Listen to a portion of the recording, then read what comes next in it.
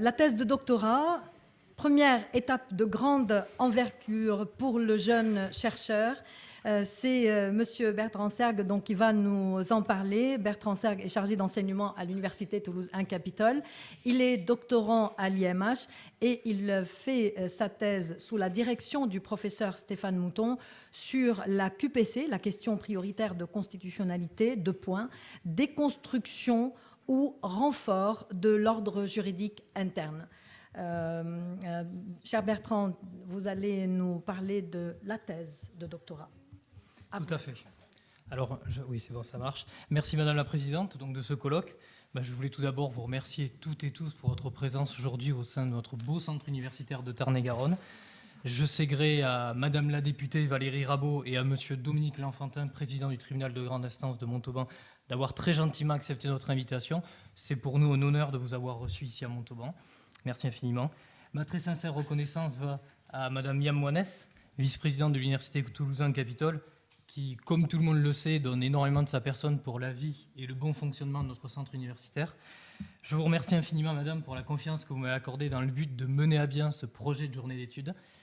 Les intervenants, dans leur ensemble, bien entendu, ont véritablement toute mon estime et mon affection. C'est pour nous une chance et un privilège de vous compter parmi nous. Recevez tout particulièrement le témoignage de ma plus grande gratitude. J'en terminerai en remerciant les acteurs indispensables en vue de la réalisation de ce colloque, que sont l'Université Toulouse 1 Capitole, notre premier partenaire, bien entendu, le Conseil général de Tarn-et-Garonne et l'Institut Maurice Horiou. Merci en particulier à Madame Céline Diogo, à Monsieur Aurélien Drac, Delphine Méramont, Aurélie Larrocan et Lisiane Aberstock pour leur aide précieuse. Je vais maintenant m'appliquer à traiter mon sujet d'intervention qui, comme vous l'avez rappelé, à juste titre, s'intitule « La thèse de doctorat, première étape de grande envergure pour le jeune chercheur ». Alors, avant d'en venir au sujet même de mon intervention, la thèse, je dois élargir un petit peu mon étude en raison du fait que celle-ci englobe par ricochet, j'ai envie de dire, un autre élément d'une importance singulière, qu'est le doctorat. Alors ce doctorat est, comme vous le savez, le plus haut grade universitaire qui vient récompenser un nombre d'études conséquent effectuées après le Master 2. Par facilité, on désigne également ce diplôme par l'appellation Bac+8. Or, et je suis sûr que mes collègues doctorants ne me contrediront pas à ce sujet, ni le directeur de l'école doctorale, je pense qu'il est inexact d'affirmer que 3 années d'études supplémentaires suite à l'obtention de Master 2 suffisent, dans la plupart des cas, pour rédiger et soutenir une thèse de droit. Les chiffres publiés au sein du site de l'Université Toulouse 1 Capitole font état d'une durée moyenne d'environ 5 ans et encore. Donc vous l'avez dit... 5,45. 5,45, d'accord, pour être précis. Donc tout ceci pour vous dire une chose, le fait de se lancer dans un doctorat n'est pas quelque chose d'anodin. Ce choix doit être mûrement réfléchi, analysé, et il faut véritablement peser le pour et le contre, etc. Bien entendu qu'il s'agit là d'une formidable expérience universitaire, mais pour autant, il faut être véritablement des enjeux et des attentes qui pèsent sur votre travail de thèse. Le doctorat est un véritable choix, une décision qui vous honore, mais surtout qui vous oblige. Prendre du recul sur les objectifs qui sont fixés par ce diplôme, constitue une aide indispensable dans le but de mener à bien ces travaux de recherche. En effet, le doctorat, et donc par conséquent la thèse, constitue un projet universitaire personnel, scientifique et professionnel, j'ai envie de dire. Il est évident que tout doctorant doit impérativement se poser la question suivante. Quel sens et quel but dois-je donner à ce projet ? Certains d'entre nous souhaiteront s'engager dans la voie de l'enseignement, d'autres auront à cœur d'assumer des fonctions de magistrat, d'avocat, etc. C'est un choix qui, à n'en pas douter, doit être médité, réfléchi avant l'inscription en doctorat, mais même après celle-ci. Dans le but d'atteindre l'objectif que vous êtes fixé au préalable, il est nécessaire de réunir, bien entendu, les conditions indispensables en vue de sa réalisation. Je m'explique. La pédagogie dont il faut faire preuve ne peut s'acquérir, je le pense très sincèrement, qu'avec l'exercice de professions liées au milieu de l'enseignement supérieur. Je pense notamment que les dispenses de travaux dirigés sont un moyen, parmi tant d'autres, de s'accommoder aux impératifs des facultés, des universités, etc. Cette expérience professionnelle, forte de son attractivité, permet surtout de se confronter à la réalité de l'enseignement supérieur, aux interrogations des étudiants et à leurs attentes. Malheureusement, cette expérience à elle seule ne peut très certainement suffire pour quiconque désire plus tard exercer les fonctions de maître de conférence ou de professeur des universités. Il y a également une nécessité absolue de faire la preuve de nos compétences en matière de rigueur scientifique et d'analyse de notions juridiques concrètes. Ceci peut prendre la forme de publications qui peuvent ou doivent être réalisées en cours du doctorat et donc en parallèle de la rédaction de la thèse. Le jeune chercheur peut participer ou organiser des séminaires, des colloques, etc.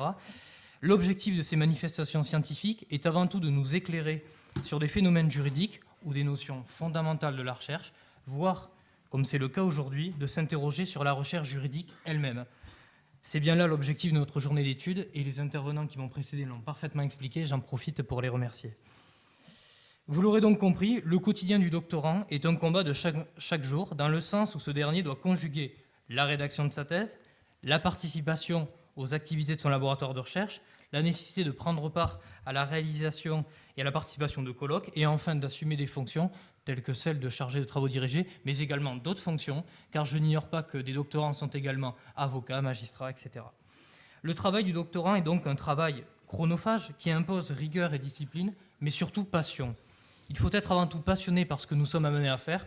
C'est certainement là le meilleur moyen d'atteindre tous nos objectifs et de réussir nos projets. L'objectif du doctorat est avant tout, et je le rappelle, la réalisation d'une thèse. Mais qu'est-ce qu'une thèse après tout ? Comment pourrait-on définir ce terme de manière à la fois globale et précise ? Nous pourrions mettre en avant le fait qu'il s'agit d'un travail de recherche et de rédaction impliquant une certaine clarté quant aux objectifs poursuivis, ainsi que les moyens qui sont mis en œuvre afin d'atteindre ces objectifs.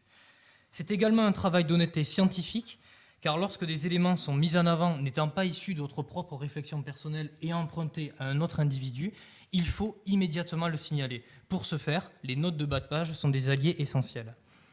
La thèse est une réalisation scientifique qui demande de la rigueur ainsi qu'une capacité à maintenir un niveau d'exigence élevé. Actuellement, il y a une multiplicité de sources documentaires à la disposition des jeunes chercheurs et le développement de la numérisation d'ouvrages, de revues juridiques, permet un accès simplifié via Internet pour ce même jeune chercheur. Il est véritablement nécessaire de vérifier la fiabilité de ces sources avant de tenter de les exploiter. Les ouvrages juridiques et bien entendu les articles, les revues de type AJDA, RFDA, RFDC et j'en passe pour les publicistes, constituent un socle d'informations important à savoir exploiter. L'articulation des idées au sein d'un plan est d'une nécessité absolue pour quiconque désire réaliser une thèse se voulant à la fois pointue et rigoureuse. Au sein de cette thèse rédigée par les doctorants, une exigence prévaut de manière indéniable. Il s'agit de la neutralité en matière de prise de position qui ne relève pas du domaine du droit. En effet, un chercheur est avant tout là pour constater, anticiper et apporter une explication scientifique sur des faits prédéterminés. Il le fait en développant une analyse dénuée de toute considération personnelle. Les orientations idéologiques de type politique, de type religieux, de type moral sont bien entendu mises de côté du raisonnement du chercheur. Ce dernier se concentre sur l'étude de phénomènes juridiques spécifiques et ce même chercheur doit tenter d'évacuer, si ce n'est en totalité, ses propres convictions personnelles. La rigueur intellectuelle et scientifique impose une objectivité des propos tenus. De plus, ce travail de thèse est une expérience unique pour l'étudiant, dans le sens où il s'agit d'une nouvelle et dernière étape au sein des études supérieures. Je vois que nos étudiants montalbanais sont présents dans la salle, j'en profite pour les remercier très très chaleureusement d'avoir pris part à cette manifestation. Il est vrai qu'au niveau des études supérieures, le suivi des étudiants n'est pas tout à fait le même. De la licence au Master 1, des cours magistraux et des TD sont dispensés. En Master 2, exit les TD, il n'y a plus véritablement que les cours magistraux, donc dispensés par les professeurs d'université ou maîtres de conférences. Pour le doctorat, c'est encore une nouvelle étape qui s'ouvre. Il n'y a plus véritablement de cours dispensés, même s'il y en a de plus en plus. Et les TD sont inexistants. Ce qui peut conduire, comme vous l'avez dit à juste titre, monsieur le directeur de l'école doctorale, ce qui peut laisser donc conduire à certaines personnes à penser que la thèse est un travail avant tout solitaire. Alors je tiens véritablement à nuancer ces propos à l'appui de plusieurs éléments. Il serait faux de penser que la thèse enferme le doctorant dans une solitude déconcertante. J'en veux pour preuve la présence des directeurs de laboratoires de recherche qui sont avant tout là pour vous guider dans vos choix avant l'inscription en thèse, mais également durant vos années d'études en doctorat. Ensuite, un personnage d'une très grande importance est là pour vous, il s'agit de votre directeur de thèse. Le choix de celui-ci est véritablement primordial à bien des égards. Tout d'abord, c'est avant tout lui qui va vous suivre tout au long de vos recherches, qui ne va pas hésiter à vous guider, à vous faire toucher du doigt des éléments qui auraient pu vous échapper. La complémentarité est donc un point indispensable dans cette collaboration que vous entretenez avec cette personne. Le choix du directeur ou de la directrice de thèse est donc d'une grande importance pour votre travail, mais également pour vous-même. La détermination de votre sujet doit être autant que possible en lien avec le domaine de spécialité de votre directeur. Il faut avant tout faire appel à un spécialiste reconnu par la communauté scientifique dont votre thématique de thèse se marie parfaitement avec son domaine de spécialité. Celui-ci doit vous faire l'honneur d'accepter de vous diriger et c'est pourquoi il est nécessaire au préalable de réfléchir en profondeur sur vos objectifs en matière de recherche, voire même lui présenter directement le sujet de thèse que vous souhaitez traiter. Bien sûr, il n'y a aucune règle absolue en la matière. Certains ont choisi de se tourner vers tel professeur d'université et ont choisi un sujet bien précis. D'autres préféreront que ce soit leur futur directeur qui choisisse leur sujet. Ce sujet que vous allez choisir de traiter doit revêtir, bien entendu, un intérêt en matière de recherche universitaire. L'étude que vous allez mener ne doit en aucune façon être une compilation d'informations existantes ou une synthèse de travaux déjà réalisés. Il faut en quelque sorte apporter sa touche personnelle, amener de nouveaux éléments et les expliciter. La recherche en droit a avant tout pour finalité de faire progresser la science juridique ainsi que d'enrichir les connaissances dans le domaine du droit. Une fois le sujet déterminé et l'inscription en doctorat déposée acceptée lors de la sélection des dossiers, il ne faut pas omettre certaines réalités. Le directeur de votre thèse a beaucoup d'impératifs à côté. Même s'il tente de faire preuve d'une grande disponibilité à votre égard, vous ne pouvez pas, et cela se comprend largement, le solliciter de manière démesurée. Le thésard reste donc maître de son travail et de ses choix. De plus, pour éviter une trop grande solitude du doctorant, qui n'est pas forcément un gage de qualité en matière de recherche, des événements scientifiques sont organisés par vos laboratoires ou par l'école doctorale, auxquels vous êtes tout naturellement conviés. La rédaction d'une thèse n'est donc pas un travail si solitaire que cela.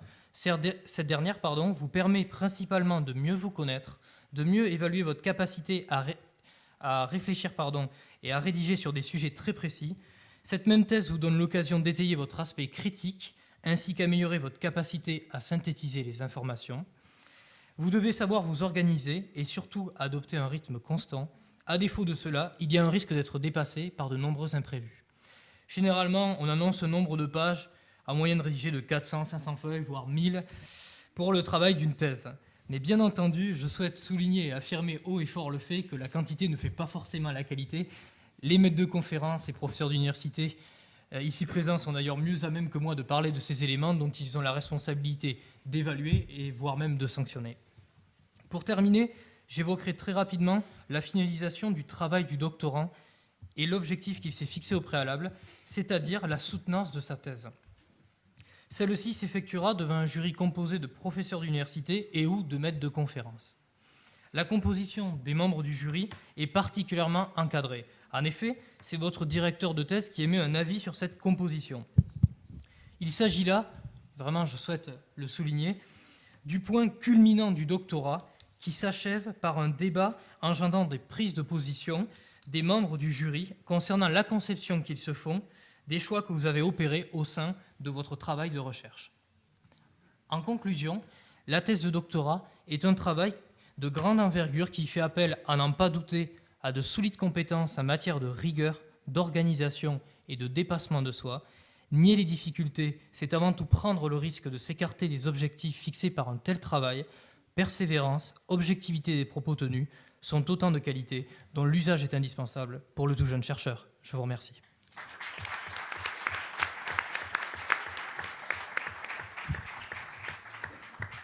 Merci, cher Bertrand. Vous avez fait vous-même la synthèse de votre exposé sur le travail de thèse, de doctorat, qui est un travail d'envergure, qui est un travail de solitude, qui est un travail de rigueur et d'honnêteté intellectuelle. Vous avez bien dit, tout le long du travail de thèse, il faut constater, anticiper, prendre des distances avec ses opinions personnelles. Ici, je m'explique, peut-être que vous ne voulez pas dire conviction personnelle, parce que dans une thèse, il n'y a pas d'endoctrinement, bien entendu, mais on ne peut pas échapper à une part de soi dans la thèse, puisque je reprends l'exemple de l'IVG.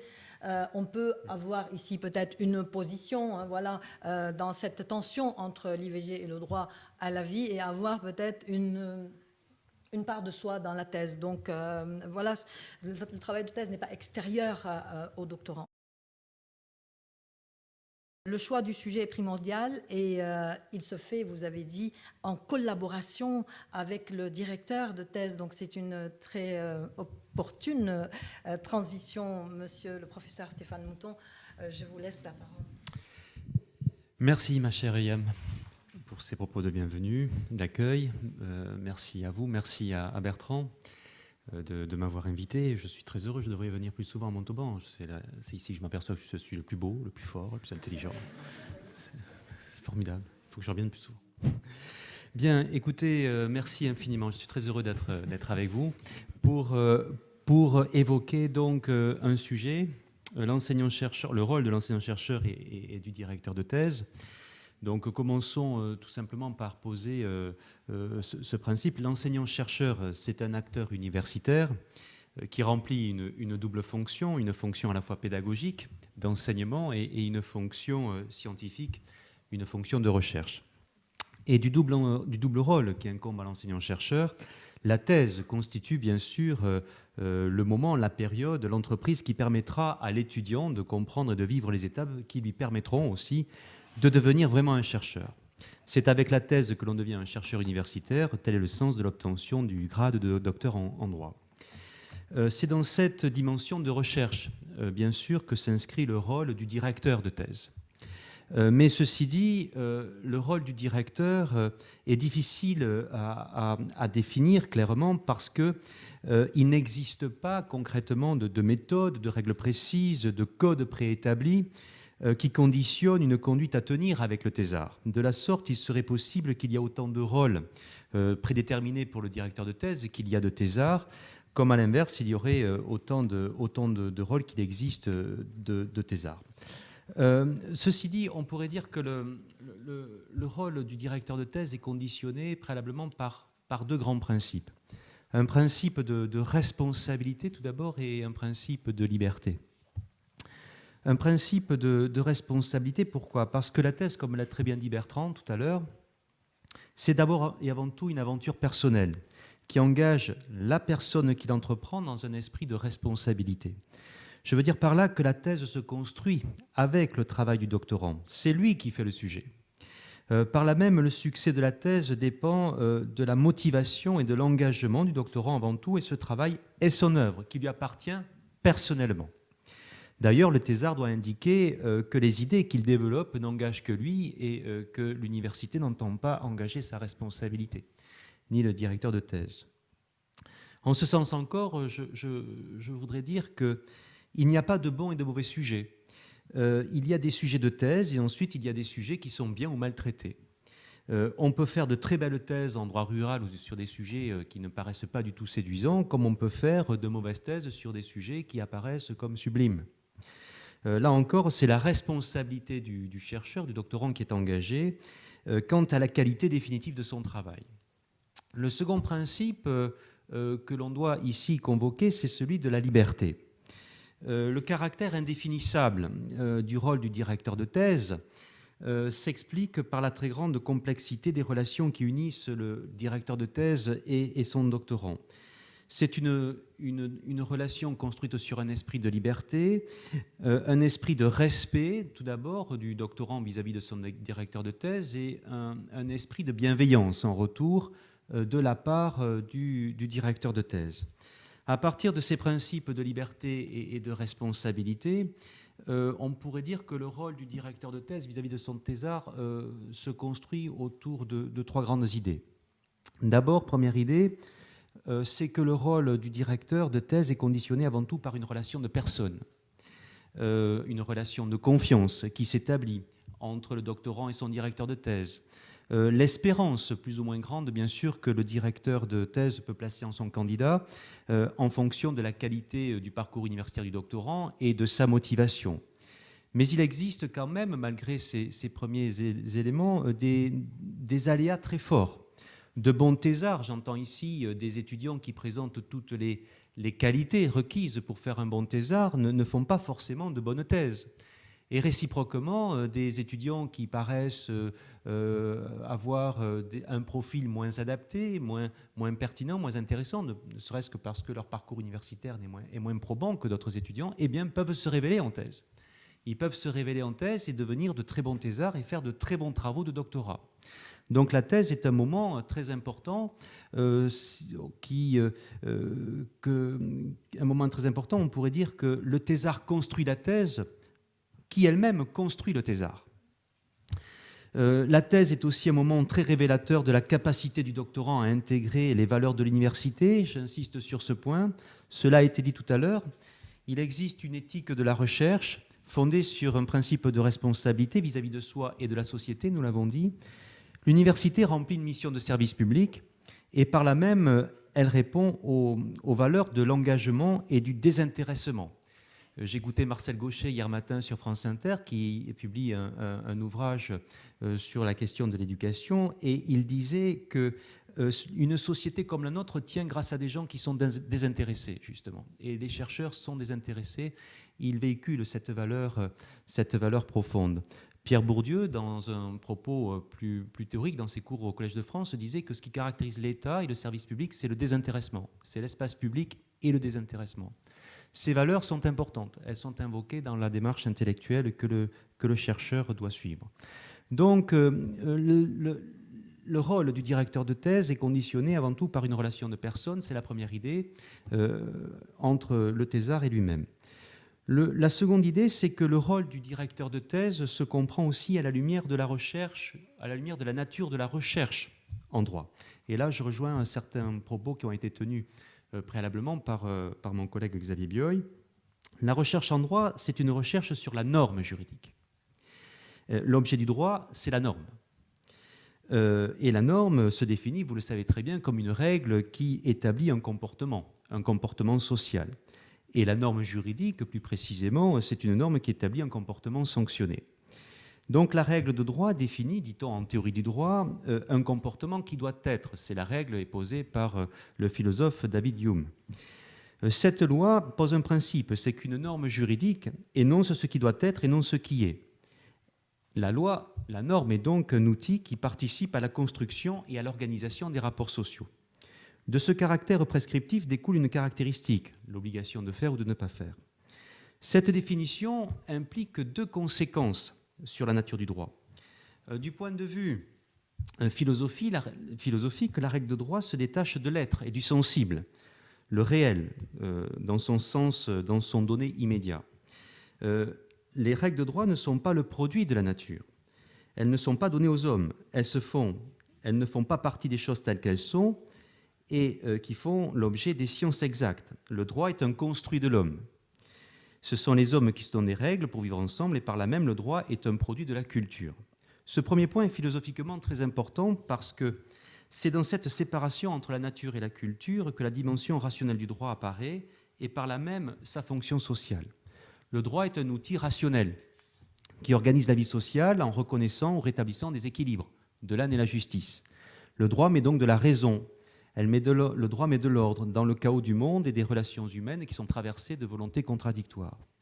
Et en réglementant les rapports sociaux, par un instrument qui met de l'ordre, le droit assure une harmonie dans le groupe et l'épanouissement de la liberté de chacun. Ce développement philosophique sur la nature du droit invoque une réflexion de nature plus politique. D'un point de vue plus politique, entendons organisation de la police, de la cité, du groupe social, le droit est animé par un principe volontariste. Le droit véhicule une conception voulue de l'ordre social. Donc, le système de normes qui le construit est sous-tendu par des valeurs, des représentations, des présupposés épistémologiques, des références et des principes et des valeurs métaphysiques. On sait tous qu'une loi est une norme visant à mettre en application une certaine décision politique, que la députée l'a dit tout à l'heure. Le droit est l'expression institutionnalisée du pouvoir. Donc, préside à sa production et à sa fonction une volonté qui dépasse le droit. Qu'est-ce que ces développements sur le droit signifient ? Que la recherche en droit se caractérise par un certain aléa, car la séparation entre la nature et la culture, qui fait de la règle de droit un outil au service de la volonté des hommes, est soumise à une certaine subjectivité. Et ces deux caractéristiques philosophiques et politiques sont importantes parce qu'elles orientent scientifiquement l'étude qui sera faite sur un sujet par le doctorant. Il y a un aléa qui ouvre une liberté, une démarche intellectuelle propre qui peut être soumise à une certaine subjectivité. La troisième idée qui dirige le rôle du directeur de thèse vis-à-vis de son thésard, c'est que le rôle du directeur de thèse est conditionné par l'environnement institutionnel précis dans lequel se déploie cette relation, c'est-à-dire le milieu de l'université. L'université est un établissement public, vous l'avez vu en droit administratif, c'est une administration au service de la recherche et du savoir. Des codes, des usages, le directeur de l'école doctorale en a parlé tout à l'heure, un apprentissage que le thésard doit assimiler, ici sont importants car de là dépend sa faculté à intégrer le corps des maîtres de conférences ou des professeurs d'université. Ce point est important, la précision n'est pas neutre. Elle détermine la démarche du chercheur et la façon dont le directeur envisagera la thèse et la façon même dont le thésard doit envisager son sujet. À partir de ces remarques de départ, on peut dire que le rôle du directeur de thèse s'inscrit dans une double fonction. Le directeur de thèse a une fonction qui s'inscrit dans une dimension scientifique, dans une dimension de savoir, et le rôle du directeur de thèse s'inscrit ensuite dans une dimension institutionnelle, et par là même, son rôle s'inscrit dans une fonction de pouvoir. Ce sont les deux temps du développement que je voudrais tenir devant vous de façon assez rapide. Le rôle du directeur de thèse dans une fonction de savoir, la dimension scientifique de la direction de thèse. Je l'ai dit en commençant, la direction de thèse est compliquée, elle est difficile, elle est subtile, parce que la thèse est le fruit du travail du doctorant. Et j'insiste sur ce point, la thèse appartient au doctorant. Comment le directeur de thèse peut-il s'immiscer dans cette relation très intime, très précise entre le doctorant et son sujet? Le directeur de thèse, dans une fonction de savoir, à mon sens, apparaît un double titre. Le directeur de thèse révèle tout d'abord l'intérêt d'un sujet. Il détermine donc un objectif. C'est le premier point. Ensuite, le directeur de thèse circonscrit la problématique du sujet. Il participe à la délimitation du cadre des recherches. Donc, deux points dans cette première partie. La détermination d'un objectif, le directeur de thèse révèle l'intérêt du sujet tout d'abord. Le directeur de thèse participe au positionnement du sujet par rapport à son contexte juridique. Quand il donne un sujet de thèse à son doctorant en fonction du profil que celui-ci possède, il va jauger la capacité du doctorant et lui donner un sujet neuf, un sujet innovant ou un sujet plutôt qui vient reprendre un certain nombre de précisions, de caractéristiques, de problématiques juridiques qui ont été soulevées. Mais en tout état de cause, la thèse est une idée. La thèse est une idée à défendre, ce n'est pas une synthèse. Thèse, on parlait tout à l'heure de la question de savoir ce qu'était une thèse. Une thèse, ce n'est pas une synthèse. Une thèse, c'est une idée que l'on défend de façon objective, c'est important, mais on défend un point de vue sur une question et qui permettra donc l'avancement de la recherche. Le directeur de thèse donc intervient ici dans cette problématique relative au positionnement du sujet par rapport au contexte juridique et aussi par rapport au contexte académique. Le directeur de thèse intervient encore dans le cadre d'une démarche de positionnement du sujet par rapport à son environnement théorique. C'est la question de savoir quelle approche prendre. Est-ce que le doctorant doit adopter une démarche positiviste, une démarche théorique? Le professeur Bioy en a parlé tout à l'heure. Quel positionnement scientifique au regard de la nature du droit? Le travail de recherche en droit, c'est une question que se pose le directeur de thèse avec son thésard. Le travail de recherche en droit doit-il se limiter à l'étude des normes telles qu'elles sont posées? Le droit peut-il se limiter à l'étude des normes telles qu'elles sont? Est-il, le droit, j'entends, seulement l'étude des prescriptions et l'analyse des comportements conditionnés par la norme? Certes, la science du droit se situe d'abord ici, et il faut commencer par là. Pourtant, inscrites dans le devoir-être, c'est-à-dire dans la prédétermination d'un comportement attendu, ces normes véhiculent une certaine conception du comportement accepté par la société. Et par là, le droit engage des valeurs, une volonté, et par là même, deux approches peuvent être adoptées. Une démarche plutôt positiviste ou une démarche plutôt théorique. C'est un point qu'il convient d'étudier et d'apprécier concrètement. Enfin, dans le cadre de cette détermination d'un objectif, le directeur de thèse révèle l'apport potentiel d'un sujet. Pour la doctrine, il met en évidence les résultats qui sont espérés. Un travail de recherche implique des résultats. On peut constater des innovations ou non, parce qu'un travail de thèse peut aussi amener à constater la négation d'un résultat. On peut arriver à un résultat négatif. On n'est pas forcément génial parce qu'on découvre des idées.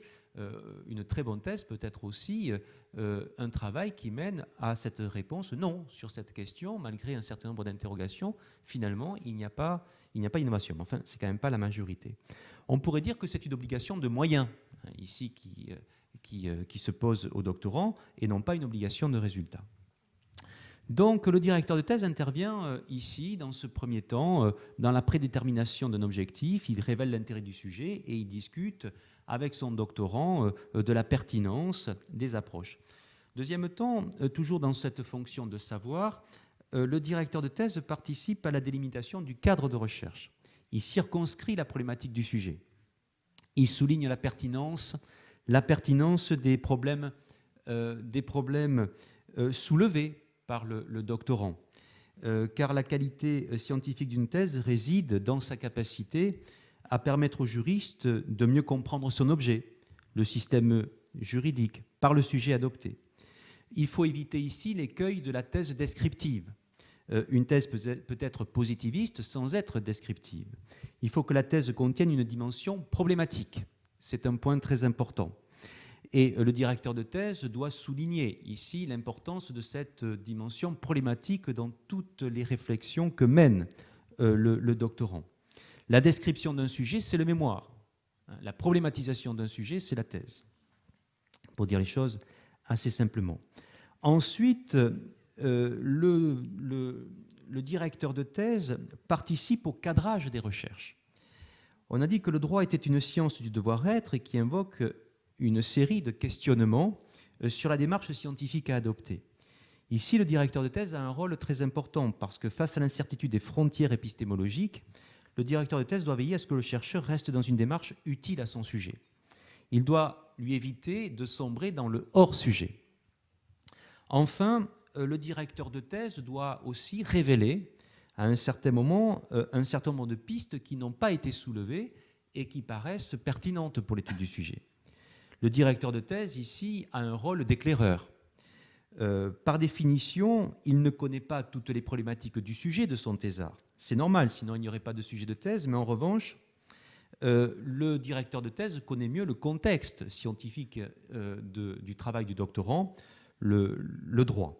Par voie de conséquence, il peut pointer un certain nombre de problématiques qui n'ont pas été vues par le thésard et le remettre donc sur des voies constructives pour son travail.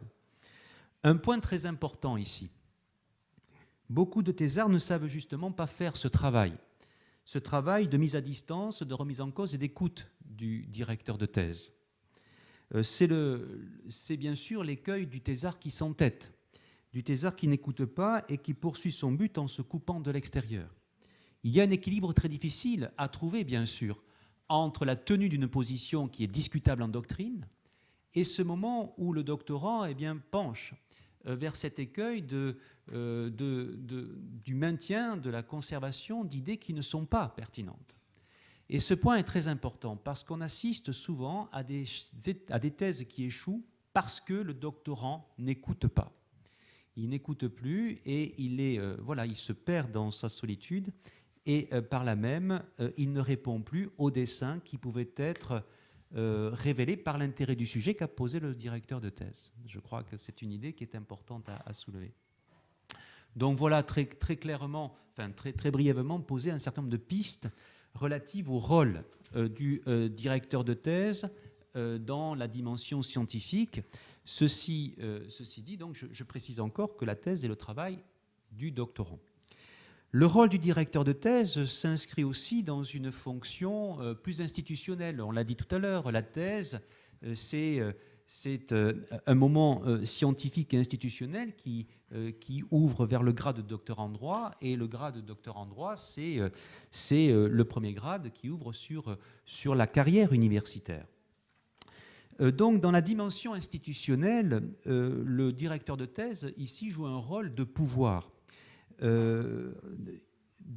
Pourquoi ? Parce qu'il intervient d'une part dans l'orientation de la rédaction de la thèse, il intervient concrètement sur le travail du doctorant, et ensuite parce qu'il organise la soutenance de thèse. Et ce point a été rapidement abordé tout à l'heure, mais je voudrais en dire un mot aussi. L'orientation de la rédaction de la thèse, tout d'abord.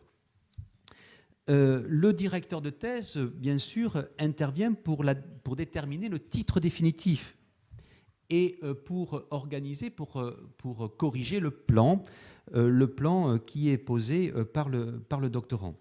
Il s'agit là d'un point très important parce que le plan révèle la problématique de la thèse et donc la cohérence, la pertinence de la recherche. Le sujet aussi, le titre de la thèse, doit être choisi avec beaucoup de minutie, quitte à être réformé en cours de route. Souvent, les titres de départ ne sont que des programmes de recherche, et peut-être que le sujet que j'ai donné à Bertrand se situe là encore. Ce n'est qu'un programme de recherche qui méritera d'être affûté, qui peut s'affûter en cours de route et se précise en fonction de l'avancée de la problématique. Cette dimension évolutive du titre du sujet, enfin du sujet, de l'intitulé de la thèse, n'est pas gênante. Mais concrètement, au moment de soutenir la thèse, le titre doit répondre à 3 impératifs. Le titre doit être en adéquation avec le contenu de la thèse. Souvent, on assiste à des thèses dont le titre ne correspond pas parfaitement à ce qu'elle contient. Le titre doit évoquer aussi parfaitement le problème soulevé par le sujet de thèse. Et enfin, le titre doit susciter l'intérêt du sujet. Donc ce sont 3 points ici qui doivent être pris en considération dans le choix du titre définitif de la thèse. Et le directeur de thèse ici a un rôle très important. Ensuite vient l'intervention du directeur de thèse dans la correction de la thèse. La correction de la thèse en cours de rédaction. Il s'agit là d'un travail minutieux, bien sûr, et d'un moment très important pour le directeur. Pourquoi ? Parce que c'est finalement le seul moment où le directeur de thèse a une prise réelle sur le travail de son doctorant. Une prise réelle sur le travail du doctorant, une prise concrète sur la thèse. Car, répétons-le, bien sûr, la thèse reste le travail du doctorant qui n'engage que lui, et au moment de la soutenance, c'est lui qui devra défendre des idées qui ne sont que les siennes. Notons un point important, on l'a dit à plusieurs reprises, quelle est la bonne thèse, le volume de la bonne thèse. Moi, je dirais que la bonne thèse, c'est 600 pages publiées, 600-700 pages. Car les bonnes thèses ne sont pas forcément les grosses thèses. Je voudrais vous citer ici un mot du doyen Georges Vedel qui disait qu'il y a un moment où la thèse perd du nerf et prend du gras. Je crois qu'à partir de 600-700 pages, la thèse prend du gras et elle perd du nerf. C'est un mot qui est pertinent, me semble-t-il, pour apprécier le volume quantitatif que doit avoir une thèse. Il faut se méfier de ce préjugé qui consisterait à dire que la bonne thèse, c'est la thèse qui fait 1500 pages. Enfin, le directeur de thèse intervient dans le timing de la thèse. La bonne thèse, là encore, pour moi, c'est 5 ans. 5-6 ans, enfin, à 5 ans, le sujet doit être posé, la problématique révélée, le plan déterminé. Bref, le thésard doit savoir où il va. Après 5 ans, on peut constater que de manière générale, le temps joue contre le thésard. Avant 5 ans, de 3 à 5 ans, parce qu'avant 3 ans, j'estime qu'on ne peut pas faire de véritable bonne thèse, avant 5 ans, enfin entre 3 et 5 ans, le temps joue à l'avantage du doctorant parce que c'est un moment de réflexion, de construction. Mais à partir d'un certain temps, les bonnes pistes doivent être révélées. Et il y a un moment aussi, où les pistes qui ne sont pas bien révélées ou bien vues par le doctorant ne le seront plus. Parce que le doctorant n'a plus suffisamment de recul sur le sujet pour ouvrir de nouvelles pistes. Donc, il y a un moment où le temps joue scientifiquement contre le doctorant, et ce temps doit être situé entre 5 et 6 ans. Après, le temps joue contre le thésard institutionnellement, parce qu'un thésard qui traîne trop, bien évidemment, véhicule une image, une réputation de thésard qui risque de ne pas finir sa thèse, et cela peut jouer aussi sur sa psychologie. Enfin, le directeur de thèse, j'en terminerai par là, deuxième grande fonction dans l'ordre institutionnel, il organise la soutenance de thèse. Le choix du jury. Le choix du jury est très important, bien sûr, parce que c'est le choix des membres du jury exige beaucoup de subtilité à définir, bien sûr, en fonction de l'orientation scientifique de la thèse, des résultats trouvés, des sources d'inspiration scientifique et de l'influence des travaux des membres du jury sur la thèse. Car la thèse se termine par une soutenance qui est une discussion. Et la qualité de la discussion peut avoir aussi un impact, bien sûr, sur l'appréciation définitive de la thèse. La mention très honorable, les félicitations peuvent se jouer au moment de la discussion du thésard lors de la soutenance. Donc c'est un moment très important, très stratégique, et le choix des membres du jury ici est tout à fait sensible et important. Le moment de la soutenance est important aussi pour le thésard, parce que le moment de la soutenance est un moment qui se caractérise par un l'aboutissement du travail scientifique mené par le doctorant, mais un commencement vers la carrière universitaire. Enfin, après la thèse, dernier point, le rôle du directeur de thèse s'arrête, bien sûr, puisque sa mission est remplie avec l'obtention du grade de docteur en droit de son doctorant, mais le directeur de thèse peut participer aussi de manière plus ou moins implicite à lancer le doctorant dans la carrière, bien sûr, en le dirigeant vers d'autres travaux scientifiques dans le prolongement de sa thèse, ou bien sur des sujets qu'il entamera et qu'il conduira tout seul, sur des sujets qui sont totalement étrangers à la thèse. Voilà quelles sont les différentes fonctions, les différents rôles que le directeur de thèse peut jouer, une fonction dans l'ordre scientifique et une fonction dans l'ordre institutionnel. La recherche, donc, qui se traduit par une thèse de doctorat, c'est un peu, pour reprendre une image que j'aime beaucoup, que j'emprunte à André Gide, c'est une porte étroite. La thèse, c'est la porte étroite du chercheur qui le mène vers le savoir et donc vers sa liberté. Et dans la perspective de l'ouverture de cette porte étroite, le directeur de thèse n'est juste qu'un homme qui apprend, ou une femme qui apprend à son thésard à construire la clé qui ouvrira cette porte. Je vous remercie. Merci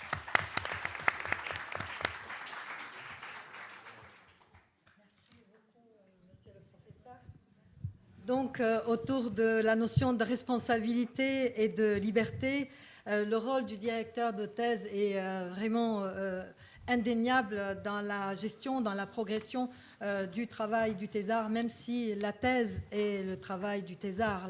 La thèse est conduite par le thésard, et la thèse construit également le thésard, comme vous le dites. Bien sûr, le rôle du directeur de thèse, comme vous le dites, est double. Il est dans le savoir et il est dans le pouvoir. Le tout, c'est de ne pas laisser perdre le thésard dans la solitude. Et le tout, c'est de lui donner la bonne clé pour ouvrir sa carrière.